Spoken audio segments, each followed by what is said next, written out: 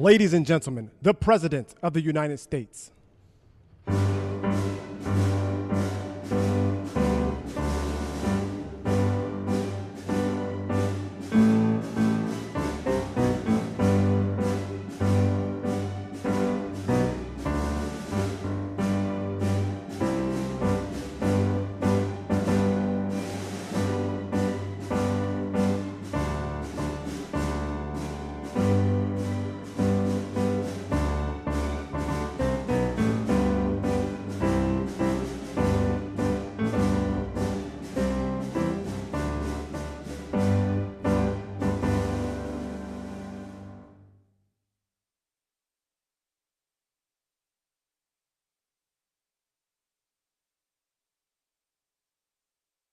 We've had some exciting days in the last week, I would say, mostly good.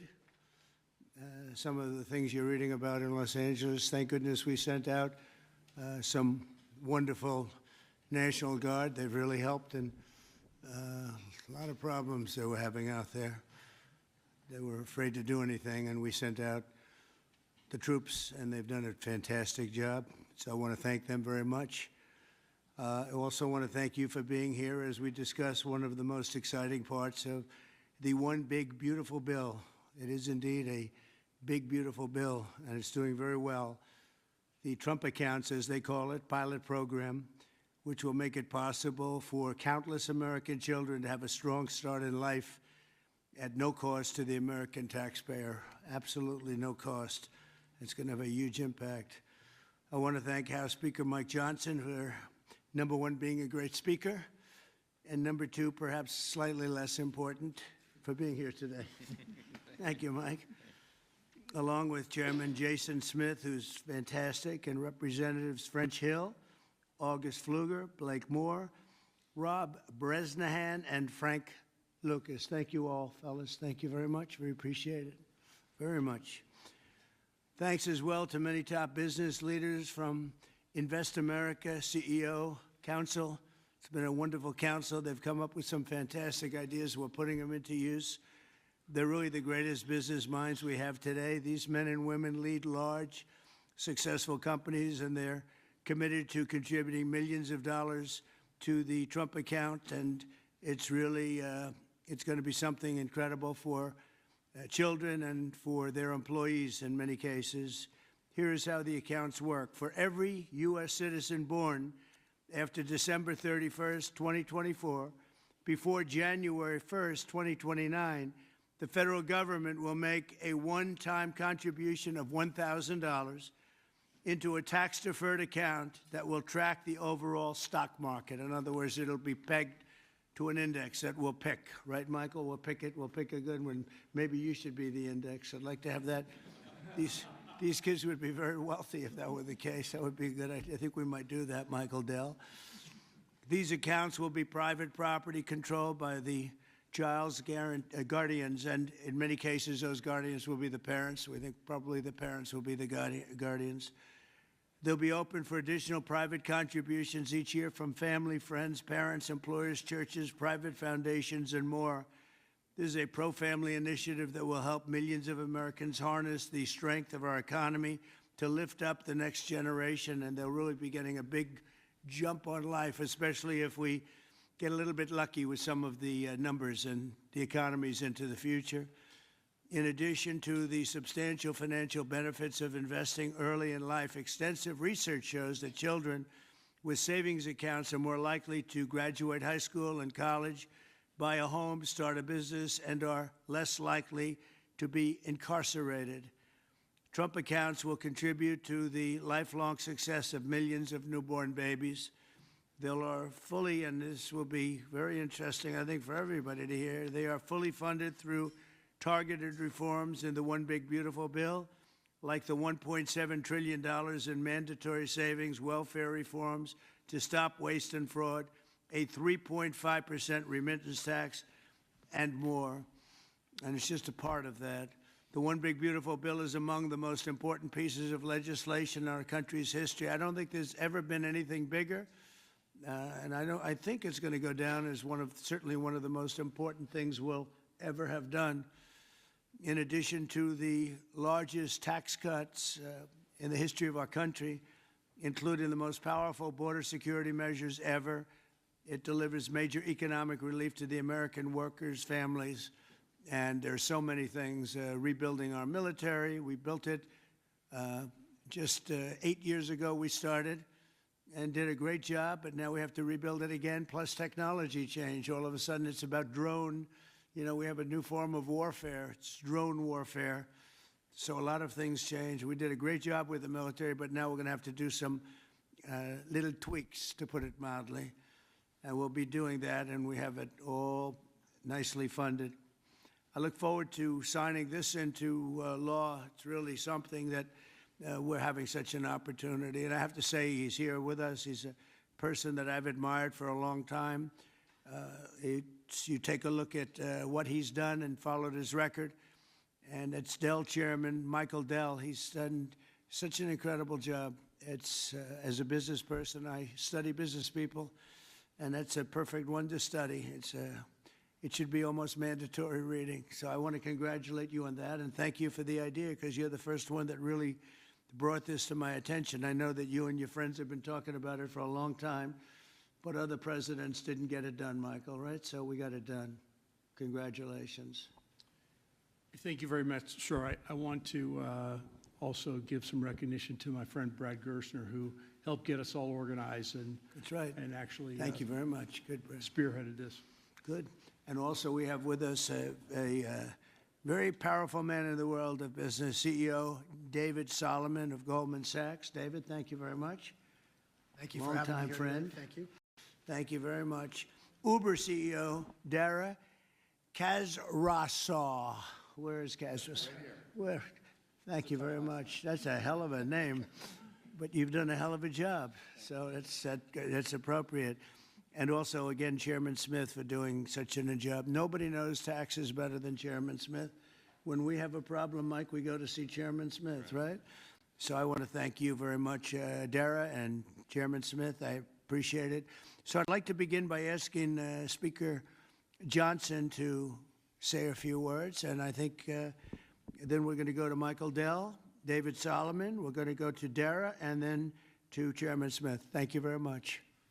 Mr. President, thank you so much for your bold, visionary leadership. It is the key to all of this great success that we are achieving. And the One Big Beautiful Bill, it is not an overstatement to say it will be one of the most consequential pieces of legislation in the history of Congress. There's a lot in here. And by extension, or I would say it is an extension of the figure who I believe will be the most consequential president of the modern era, if not all American history, and that's the gentleman sitting to my left. So I want to thank you for that. Thank you very much. That's a beautiful statement. Huh? Well, I like him too. Thank you. It's a statement of objective fact, and every working American understands, I think, the principle behind this concept that we're discussing today. If you have a 401k, you understand the power of investing early for the future. Trump accounts take that same principle, and they apply it from the very beginning of Americans' lives. It's a pretty simple concept. The families that opt in will receive a one-time payment of $1,000 to a Trump account that parents can contribute to. It's a bold, transformative policy that gives every eligible American child a financial head start from day one. Republicans are proud to be the party, we always have been, that supports life and families and prosperity and opportunity. And Trump accounts are all about setting up the next generation for success. For future Americans, this early investment could really be the game changer. It could be a difference. It could pave the way for paying their way through college or buying their first home or starting a business, even when they're young. So even $1,000 at birth will put these Americans in a better position than over half of American adults who sadly have no retirement savings at all. So this would be a remedy to that great problem. And it will encourage the free market. It will encourage investment and understanding of capitalism. All these things that we want to foster among the American people so that the economy and individual lives can flourish. Of course, none of this happens unless we pass our One Big Beautiful Bill through Congress. And we have at stake the largest tax increase in American history if we fail to deliver. And we will not have this rocket fuel to the U.S. economy, and that's why this is so very important. Passing this pro-growth legislation will help every single American, from Trump accounts, this is one of the components of it, to eliminating taxes on tips and overtime, to reducing red tape on Main Street. And the One Big Beautiful Bill is going to drive prosperity. It's going to create jobs across the country. It will make all boats rise. Wages will go up. Job participation levels will go up. We'll have more opportunity, more economic opportunity for more people. So you can climb up that ladder to the next step. The typical family with 2 children is going to see their take-home pay increase by up to $13,300 a year. That's real money to real people. This legislation is geared for hardworking Americans, and it is going to help everybody. And we are excited to deliver it. It can't happen soon enough. We are very close now to that finish line. After about 14 months worth of work that's gone into this, we're excited that we're almost there. Mr. President, thanks again for your leadership, to all the great leaders around this table for all that they invest to our economy and our country and its government. And I will, as we say in the House, I'll yield back. Thank you very much, Mike. I appreciate it. And again, for a great job. Thank you very much.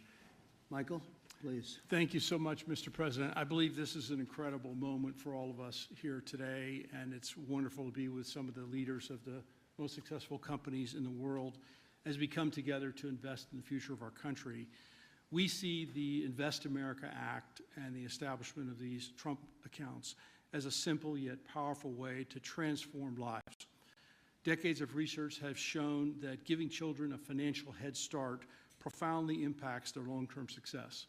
With these accounts, children will be much more likely to graduate from college, to start a business, to buy a home, and achieve lifelong financial stability. Dell Technologies is proud to be one of the very first companies to support the Invest America Act, a bill that provides every child with a $1,000 seed investment account at birth. This is a straightforward step with enduring benefits.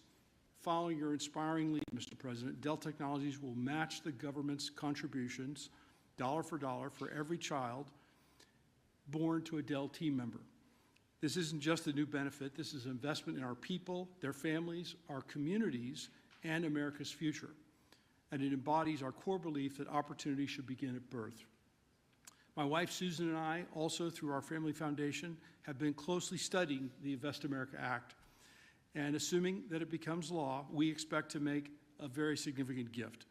We view this initiative as a powerful platform for philanthropic innovation aimed at helping children thrive wherever they come from, particularly those families who have been historically left behind. Mr. President, you articulated it perfectly. These Invest America accounts will give every new American child a genuine opportunity to participate in history's greatest engine of economic growth, the American economy. The funds in these accounts invested in American enterprise and innovation will grow over time into substantial nest eggs, providing support for education, home ownership, and starting families. The ability of families, friends, benefactors, and employers to match the government's generosity amplifies the life-changing potential of this initiative. Thank you, Mr. President, for your visionary leadership on this critical issue. These Invest America accounts will profoundly impact countless young Americans, ensuring they truly benefit from what Abraham Lincoln described as the right of every American, the right to rise. Thank you. Thank you very much, Michael. And we really have come a long way since you came to see me about 6 months ago with your beautiful wife. We had a nice talk. I said, that sounds pretty good. Let's think about that. And it's everybody I've spoken to about it, they can't even believe it. And because of great politicians and political leaders like we have, I think this is going to go quickly, very well and very quickly. So I appreciate it. Thank you very much. David Solomon, please. Thank you, Mr. President. I'm thrilled to be here with everyone and excited to participate in this important and timely discussion. I'd also like to acknowledge the efforts of so many in Congress on this very significant issue, and in particular the members here, and particularly the leadership of Senator Cruz and Representative Moore, who've played a big role in helping drive this forward. We also wouldn't be here today without the leadership of Brad Gersonner and Michael Dell in really having the vision, the energy, the passion, the commitment to help move this forward. So thank you both. There are many reasons why the United States has the largest and most dynamic and most innovative economy in the world. But one of the most important is the fact that our system of democratic capitalism incentivizes a culture that does not penalize people for taking risks. In fact, it incentivizes people to have a vision to go out and attract funding that's necessary to make their vision a reality. It is no mistake that many of the most important and innovative companies in the world today started in a parent's garage or on a college campus or in any one of a number of unlikely places in the United States. One of my worries is that our current and future generations of young people don't fully appreciate and aren't as educated as well as they can be on markets and capitalism. And while capitalism is not perfect, it helps fuel the American dream. This initiative gets at the core of binding those future generations to the benefits and the potential of America's great companies and markets. Early childhood investments have far-reaching benefits, and Goldman Sachs is proud to support this initiative. This is an exciting opportunity for public-private partnership and for both communities and companies to invest in young people, the future of America.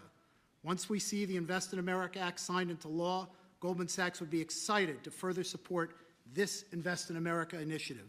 We believe passionately in our capital markets. They are an enormous competitive strength for the United States, and we know that our economy's future vitality is dependent on young people understanding the power of investing for the long term and sharing in the benefits of ideas that bring value to the lives of people around the world. Thank you, Mr. President, for helping drive this forward, and I look forward to continued partnership on this effort. Thank you very much, David. Dara, please. Thank you. Good afternoon, everyone. Thank you, Mr. President, for hosting us here today. It's an incredible honor to be here in a place that symbolizes the very opportunity that has defined my life. Thank you, Brad. Thank you, Michael, for your vision. We all strive to build something that lasts, and the Invest in America Act is a legacy that is going to last for generations.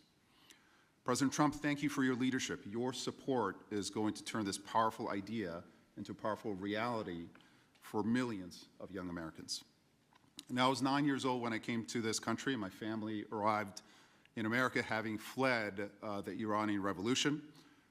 We had lost everything that we had built. But we gained something far more valuable here. We gained a chance to rebuild again. We had a close-knit family. We had access to world-class education. And we had the one thing that fuels every American dream, and that's hope. So what if we could bottle up that hope? What if we could give that same power of hope, real, tangible hope that comes from having a stake in your own future and a stake in the best companies in the world to every single child that's born in this country? That's the promise of the Invest America Act. It's not just an account, it's a launch pad. It puts the unstoppable engine of compounding to work for our kids, building a future for them from day one. This mission is personal to me, and it's core to us at Uber. Every day we see people using our platform to create opportunities for themselves, to save for a home, to pay for tuition, to build their own American dream one trip at a time. And that's why Uber is so proud to support this bill, which also includes benefits for millions of Uber drivers and couriers in the form of no tax on tips. Mr. President, our earners are grateful for your support. Thank you very much. Right? What a great job. You know, when you think we're doing a lot of work on Iran right now, and yes. I see that what you just said, you came here and Absolutely. They took it all away from you, and you started, and you've become one of the biggest anywhere in the world. What a great story that is. Thank you very much, Mr. Congratulations. President. And we wish you all the success there. Thank you very much. We'll need it. We're going to need it for that. That's it. They're tough negotiators. They're great negotiators. Yes. Among the best. Look at you. Thank you very much. Thank you. Appreciate it, Dara. Jason, please. Thank you, Mr. President. I want to first start off by thanking you for your leadership, your vision, your commitment to workers and families throughout this country. The One Big Beautiful Bill would not have been possible without you. And it delivers the largest tax cut in U.S. history, the largest mandatory spending cuts in U.S. history, the most significant welfare reforms in U.S. history, and the largest one-time investment in border security. So it's things to be extremely proud about. Representing Southeast Missouri, I'm extremely proud about how you're delivering for working families. No tax on tips.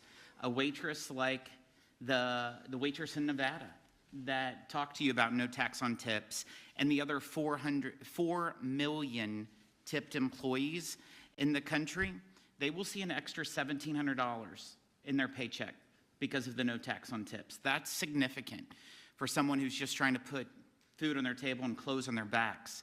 The linemen working overtime to restore power will get an additional $1,750 into their paycheck.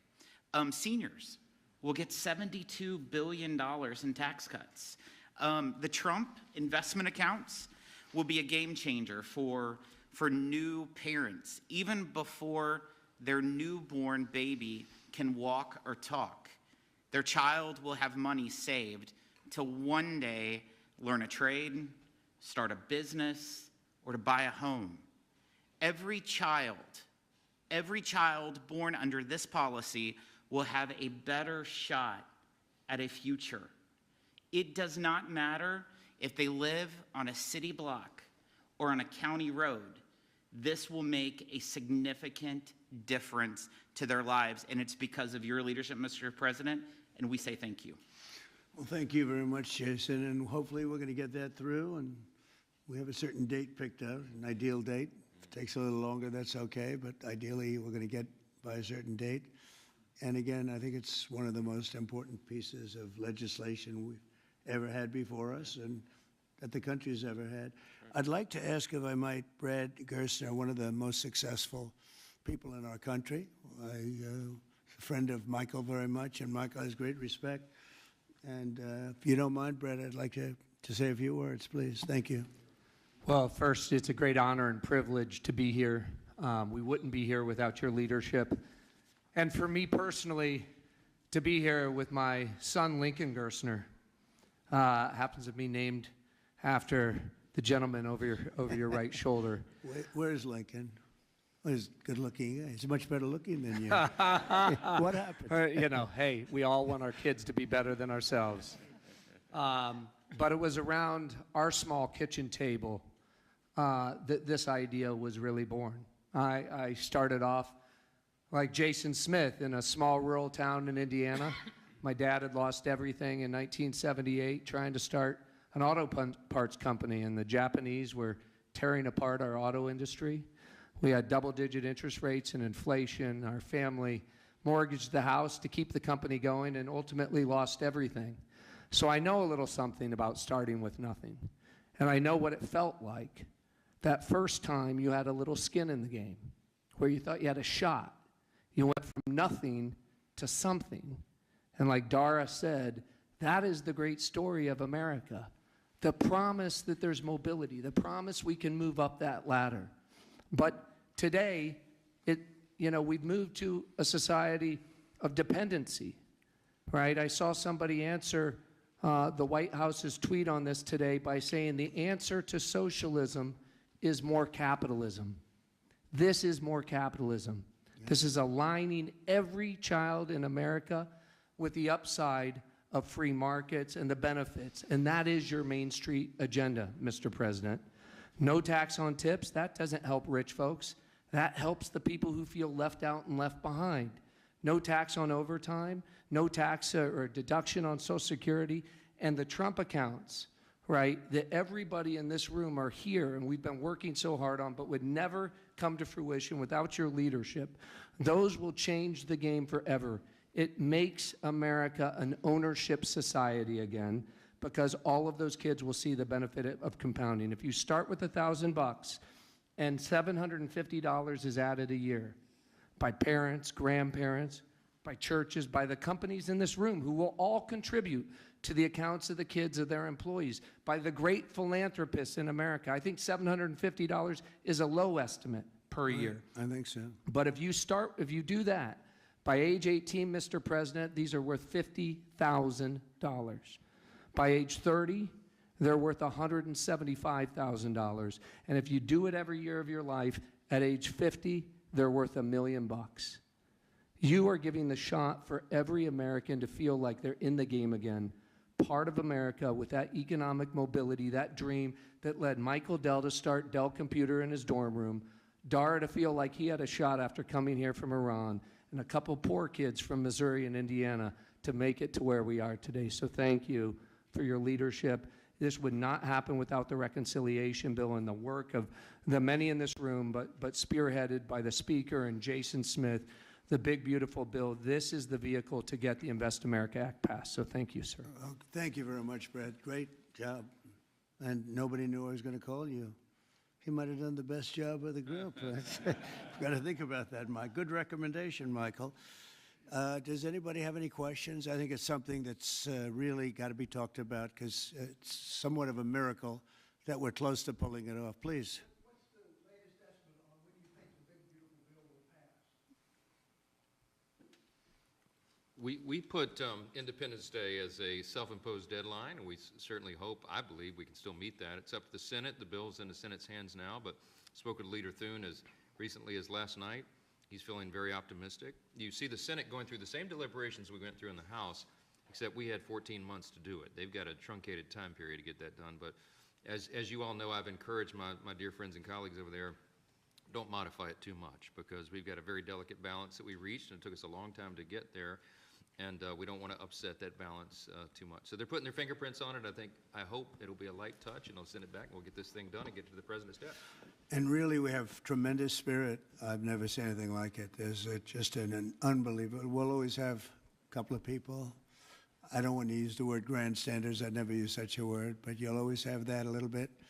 But maybe you won't even have that. Who knows? There's tremendous spirit for this bill. I think like we haven't seen very much, Jason, right? We haven't seen too much. So I think it's going to go pretty quickly. Mr. President, how did your phone call go with Prime Minister Netanyahu? You just mentioned Iran. Did you discuss Iran? Very Did you well. discuss We discussed a lot of the things. Gaza war? Yeah, we discussed a lot of things, and it went very well, very smooth. We'll see what happens. You know, we're trying to do something with a country we just spoke about, Iran. I think you should negotiate this. You might be better. I think I'm going to send you today. What a good idea. This could have been the idea of the day. We'll have Dara get up and negotiate. They are good negotiators, but they're tough. Sometimes they can be too tough. That's the problem. So we're trying to make a deal so that there's no destruction and death. And we've told them that, and I've told them that, and I hope that's the way it works out. But it might not work out that way. We'll soon find out. Yeah, please. Mr. President, in 2020, when you were talking about unrest in American cities, you said, quote, "We have to go by the laws. We can't call in the National Guard unless we're requested by a governor." What changed now? Why is this situation different to not consult with Governor Newsom about this? Well, the biggest change from that statement is we have an incompetent governor. So I talked about governors, but I didn't talk about he's an incompetent governor. Look at the job he's doing in California. He's destroying one of our great states. And if I didn't get involved, if we didn't bring the Guard in, and we would bring more in if we needed it, because we have to make sure there's going to be law and order. You had a disaster happening, and they now admit it was a disaster. I watched the chief yesterday, who's a good man, by the way, and he said, "Wow, we're lucky we did this because they were overwhelmed. You saw what was happening." So we did the right thing. Everybody agrees to that.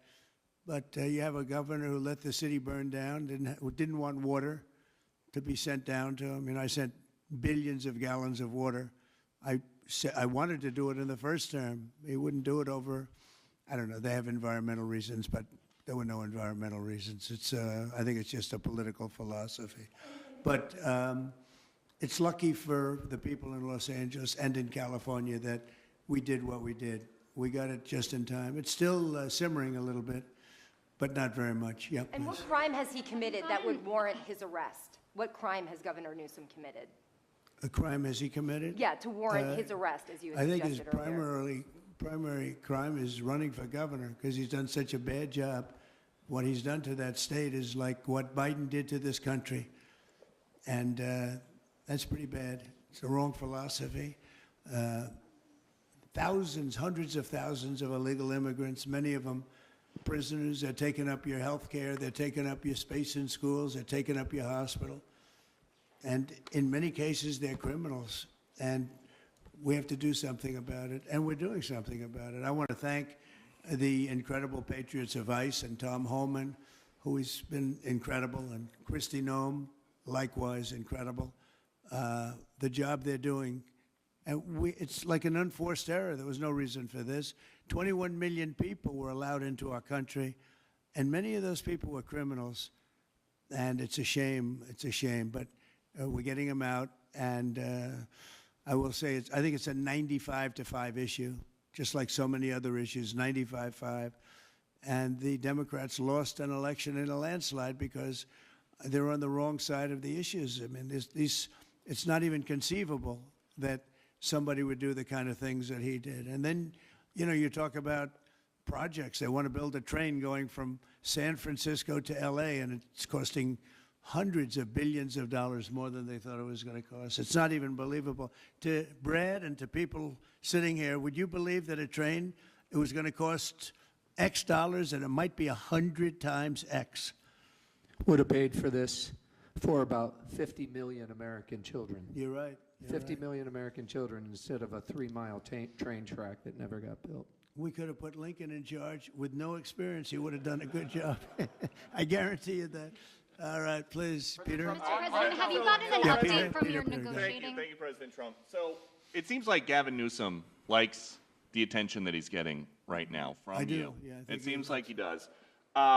If you look at recent history, somebody who was running for president, you, who got arrested and had a mugshot, you could make the argument that politically that wound up helping you. Are you worried at all at this moment that talking about him getting arrested could be helpful to his political prospects? Because a lot of people think he wants to be sitting right where you are. Well, in my case, it was a witch hunt, and everybody knew it. And I was able to explain that during the process. Otherwise, I wouldn't be sitting here right now. And it was a total witch hunt. It's proven to be a witch hunt, and you see what's happened. In his case, it really is very obvious. You look at what's happened between the fires, I could name 10 things right now. We talk about the trains. We talk about all of the costs in California. You talk about all of the people that are flowing in, destroying life for everyone else. So no, I don't think it's going to help him. I think it's actually very bad for him. And right around the time that we were walking in here, the governor and the state attorney general said that they're going to sue you for sending the National Guard, and they're saying there's no invasion, there's no rebellion. The president is trying to manufacture chaos and crisis on the ground for his own political ends. Federalizing the California National Guard is an abuse of the president's authority under law. Well, you know, it's interesting. You watched the same clips as I did. Cars burning all over the place, people rioting. And by the way, we stopped it. We were able to make it much better, but it still looked pretty bad. And in watching clips last night, people were saying, this is really a big problem. And until we went in, if we didn't do the job, that place would be burning down just like the houses burned down. They were in big trouble last night, Peter. You know it. And the night before, and the night before that. And I feel we had no choice. I don't want to see happen what happened so many times in this country. I watched Minneapolis burn. Look at what happened in so many different parts of California. You take a look at what happened in San Diego. There's so many different places where we let it burn. We wanted to be politically correct. We wanted to be nice. We wanted to be nice to the criminal.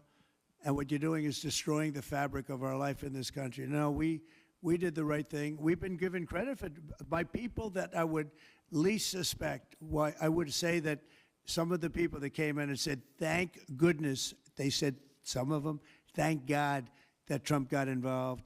And I'm very happy I got involved. And I think Gavin, in his own way, is probably happy I got involved. Yeah, go ahead, Peter.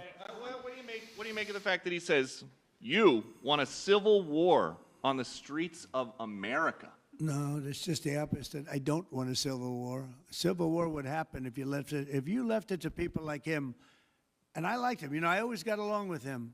Never had a problem with him. But he's grossly incompetent. Okay. London. Have you gotten an update from your team in London negotiating? What? Louder. Have you gotten an update from your team in London negotiating the China trade talks? We are doing well with China. China's not easy, just like your home country is not easy there. I think we're doing very well. They're over there now. I'm only getting good reports. It's a little early, but they'll be calling in soon. In fact, probably when I get back, I'll have my first call from them. We want to open up China. And if we don't open up China, maybe we won't do anything, but we want to open up China. It'll be a great thing for China, a great thing for the rest of the world. Are you willing to lift export controls when it comes to China? Did you give your negotiators any Well, sort of We're limitations? going to see. Look, China has been ripping off the United States for many years. Nobody charged them 10 cents. No president had the courage to charge China for whatever reason. They didn't want to do it.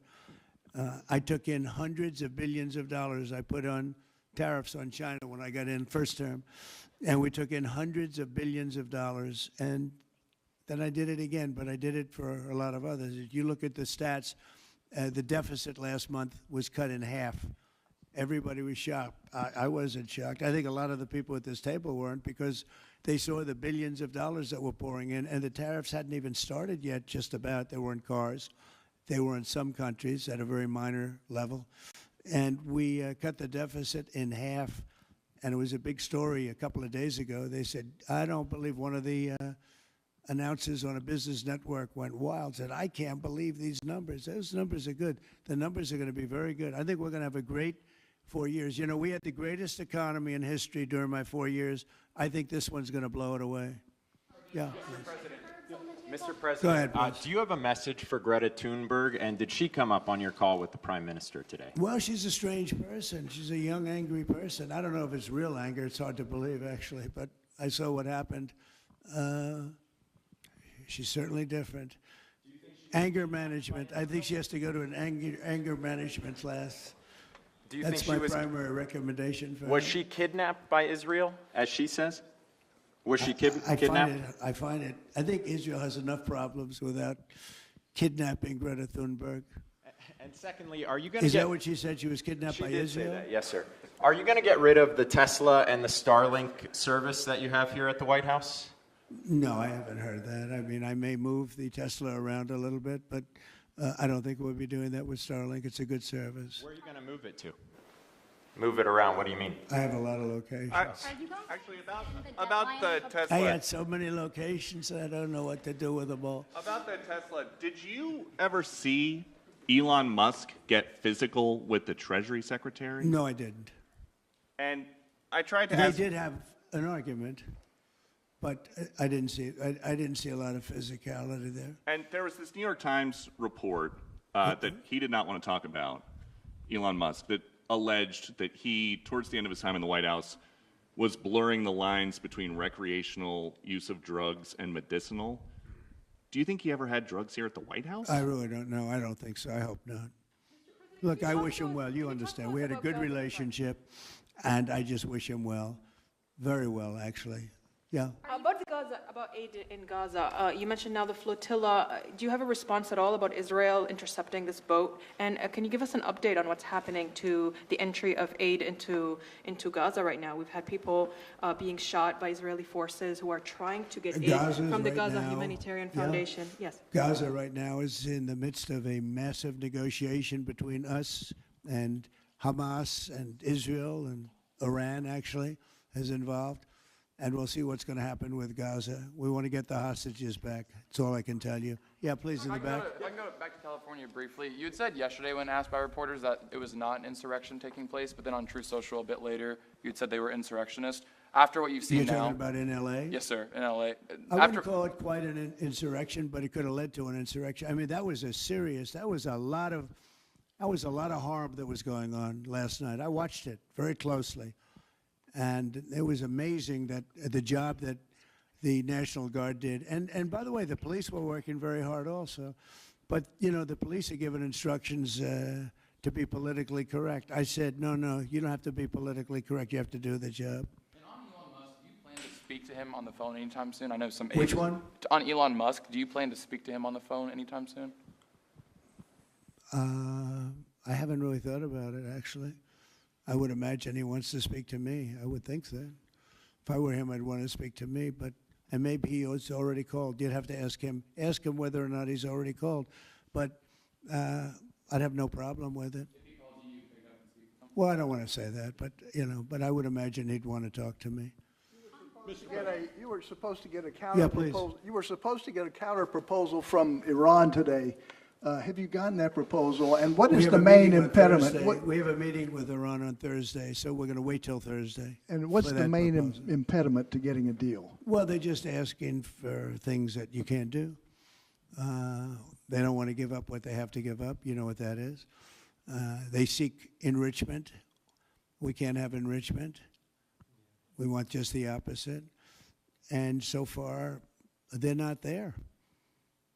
I hate to say that because the alternative is a very, very dire one, but they're not there. They have given us their thoughts on the deal, and I said, you know, it's just not acceptable. Was the main topic for Prime Minister Netanyahu today when you spoke? I would say, yeah. I don't know what else. I can talk about the weather. Well, you can talk about Lebanon also, sir. Pretty The much Lebanon. that's the main topic. Lebanon is is a We ceasefire talked in about Lebanon. Lebanon Yes. also, yeah, we What, did.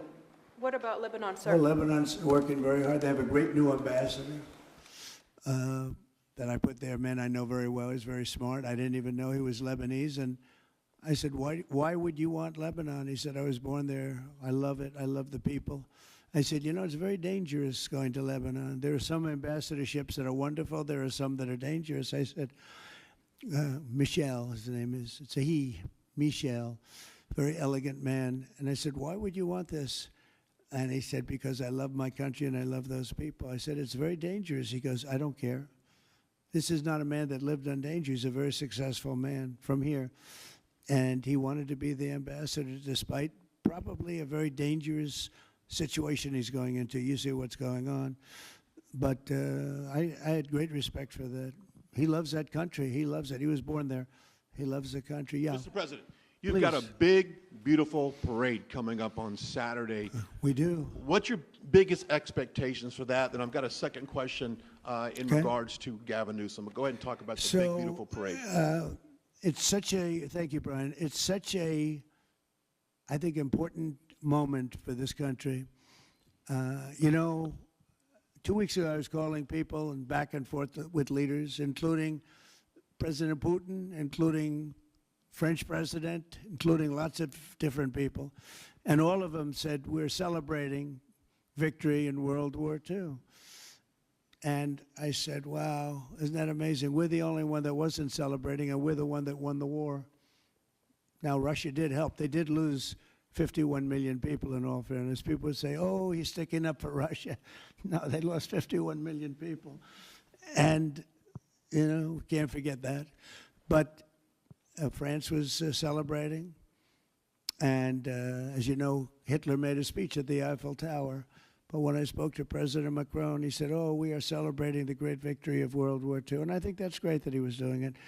But we're the one that won it, and we weren't celebrating. I said to myself, you know, isn't that crazy? And I think it's time for us to celebrate a little bit.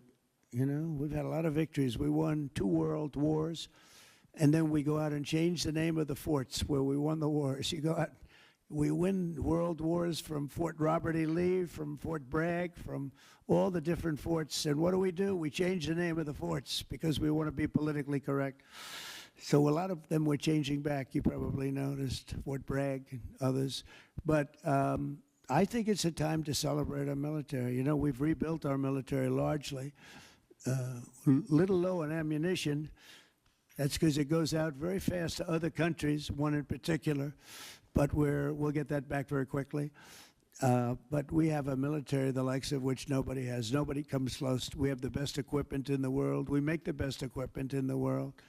There's no military like our military. We showed that with ISIS. I was told by the television generals it would take 4 years to win, and we did it in 3 weeks. And it was headed by General Raisin Kane, who's now the chairman of the Joint Chiefs of Staff. He's great. Just left him. No, I think it's time that we celebrate. And I sort of have to laugh at these people. Well, you know, you're going to spend a lot of money. A lot of that money is being paid for by me and people that make donations. I don't know if you know that. A lot of it won't even come out of the military. I think I can say that, Susie, right? We have people putting up money to do it. Not that it's necessary, because I think it's a great expenditure. We have many tanks. We have all sorts of new ones and very old ones, old from World War I and World War II. It's really a celebration of the Army. So the Army is a year older than the country. So next year we celebrate 250 years, but we're celebrating the Army on Flag Day. And it's not my birthday. It is my birthday, but I'm not celebrating my birthday. I'm celebrating Flag Day. It happens to be the same day, so I take a little heat. But Flag Day is the appropriate date. And we're celebrating 250 years of the Army, a great service. And remember, you know, think of it. We won so much. We won World War I, World War II, so much else. And then we became politically correct. But I can only tell you that I was told that ISIS would take anywhere from 4 to 5 years, and we did it in 3 weeks. You were there, you watched, right? We have the greatest military in the world. Nobody can beat us. As long as we have our right leadership, nobody can beat us. If we have stupid people running it, like you had in Afghanistan, when you look at that, first of all, Afghanistan should have been an easy victory as a war, but we were so sad the way we fought it, so ridiculous. We fight not to win. But we didn't used to be that way. And we're celebrating because I think the day in Afghanistan was the saddest period of time in the history of our country. That was a Biden mess with bad generals like Milley and others. They were bad. They were incompetent generals. I know all the good ones and the bad ones. We got rid of most of the bad ones. But it was time to celebrate, and that's what we're doing. So it's on June 14th, and it's going to be a parade the likes of which I don't know if we've ever had a parade like that. It's going to be incredible. We have even though it's the Army, we have a lot of those Army airplanes flying over the top, and we have tanks all over the place. So we have thousands and thousands of soldiers going to bravely march down the streets. It's going to be a beautiful day, I think, and we're going to celebrate our country. You spoke of leadership, and real quickly, speaking of Gavin Newsom, is he the right leader for California, considering how massive their economy is and all these U.S. investments coming in? Is he the right governor and leader for the future of California and for U.S. investments? I don't think he is. I mean, I think he's done a terrible job. And, you know, he's a guy, I always got along with him. You look at his past statements about me. I was a great president. I always took care of California, you know, all that. But I'm just talking on results. You look, you know, he has the advantage of beautiful weather, maybe the best weather of any state when you think about it. Beautiful weather, beautiful ocean, beautiful everything. You have all the advantages, and he didn't take advantage of that. And he's let people come in by the millions who are overrunning your hospitals, your education system, and your police. Your police are being overrun. Look at what's happened. He should only be happy I sent in the military, because if I didn't send them in, you would have had a problem there, the likes of which we haven't seen in a long time. Yeah, please. Thank you, Brian, very much. Supersonic flight. Supersonic? Yes, sir. I know you just signed an executive order on it. Do you want to see a supersonic Air Force One in the next 10 years or so? Oh, well, I don't care too much about that, but I would like to see, you know, if you think about it, flight, the word flight's an interesting word, but it's probably the only category where we've actually gone backwards, because we used to have the Concorde, and we could fly to London, Brad, very quickly and nicely. And today it takes you 2 times and 3 times as long. It's the only thing where we've regressed. By the way, the Concorde, to my way of thinking, to this day, Michael, because you're very much into aesthetics, I know, but to this day was one of the most beautiful pieces of art I've ever seen. It was a piece of art, the beauty of the Concorde. It was the most beautiful plane, but it was you know, got you there in half the time. Now you spend a lot of time, and there's no reason for it.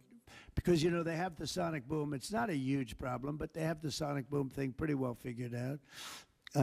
The technology changes, the change in the skin, the change in weight, all of the other things. There's no reason why we shouldn't do great. So we are making it possible for them to do supersonic and get us back on the track. I mean, think of it, 30 years ago, we actually had planes that flew much faster than we do now.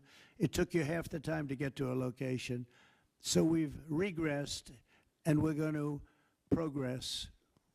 Mr. President, Mr. President? Sort of an amazing thing, isn't it, though? We've gone backwards. On Wall Street, they haven't done that. If Goldman Sachs was like that, you wouldn't have Goldman Sachs anymore. Mr. President, are you planning to deploy Marines in California to address the situation in Los Angeles? Are you going to deploy Marines in California? We'll see what happens. I mean, I think we have it very well under control. I think it would have been a very bad situation. It was heading in the wrong direction. It's now heading in the right direction. And we hope to have the support of Gavin, because Gavin's the big beneficiary as we straighten out his problems. I mean, his state is a mess. And I'd like to get somebody involved in the rail because, look, personally, it should have never been built because you can fly there for $2, and what are you doing? They're doing that. You could drive. You could do lots of different things. You know, if they did a study, if you gave every passenger the finest limousine service in the history of our world, the most expensive chauffeur-driven, white-glove limousine service back and forth, we would have saved billions of dollars as opposed to building this monstrosity that's going up. And I've never seen anything. You know, I've seen cost overruns. I'm a person, I've always done well on cost overruns. I don't have them.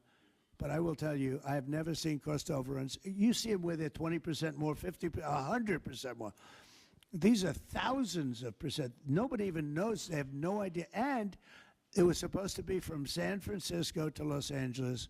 Well, they just made it way outside of Los Angeles, where it's stopping in the middle of, I don't want to say nowhere, because I happen to like one of those little cities very much, but it's way short of the destination. And our government is saying, you know, why are we involved in this thing? It's been handled so badly before him, but he really blew it. So, you know, all right, one more question. Speak to any of the discussions that were had there and the purpose of that retreat, your time at Camp David. What? Your time at Camp David, can you speak to what discussions were had there and the purpose of that retreat? Well, I don't want to speak to discussions. I mean, I told you what we were there for a little bit. We had discussions on many topics. We had a group of people, large group of people, including generals and admirals and lots of others. And all I can say is our country's in great shape. We're in great shape economically. The bill that Mike and Jason and all the people are working on is going to be, I think, amazing. I think it's going to be one of the most important pieces of legislation we've ever had in this country. It's going to do things that you wouldn't believe. We're going to, you know, I have a very simple phrase. We ran an election on very simple words: make America great again. That's what we're doing. We're making it great. We're making it safe. We're making it beautiful. And we're making it very wealthy again. You know, wealth is okay. You need wealth to take care of lots of other people. We have to make our country better. It has to heal from 4 years of abuse. Our country was abused badly by a very incompetent person and a group of people that weren't incompetent, but they were radical left lunatics. And they ran the country with an auto pen. And I hope that law enforcement's looking at that very seriously. That's like a takeover of our country in a certain way, because this guy had no idea what he was doing. You saw that during the debate. You saw that in other cases. I mean, he had no idea. I saw it years ago. By the way, 40 years ago, he had no. He was bad 40 years ago. We're not just talking about. And they always like to say age, but it's not age. I know people 88, 89, 92. Bernie Marcus, who just passed away, was 95. I spoke to him a year before. He was 100%. It's not age. It's something else. But whatever it is, you can't have that in this country. The damage he's done to this country is unbelievable. But the good news is we've got much of it fixed already, and the rest of it will happen. Thank you all very much. Thank you.